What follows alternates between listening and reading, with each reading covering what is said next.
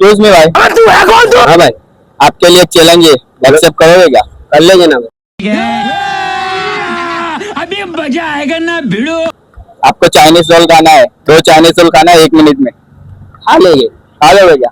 क्या बात है सर, क्या बात है सर, क्या बात, ये बात है। चलो तो A few moments later. बोलो भाई, आपकी मिनट स्टार्ट होती है, अब 1 मिनट में खत्म करना है आपको। कर लोगे ना पूरा चैलेंज? कर लोगे भाई? अच्छा, गरम है क्या ठंडा है? रोल ठंडा है। आपके पास बच्चे 40 सेकंड।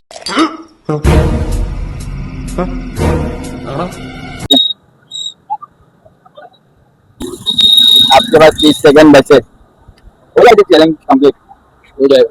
कैमरे में देखने को ना हो जाएगा भाई, पक्का हो गया। भाई का चैलेंज शाबाश। मैंने 2 रोल खा दिया 1 मिनट में, भाई को मिले 1000 रुपीज। Oh my God. भाई को सब्सक्राइब करो, कमेंट करो, लाइक करो।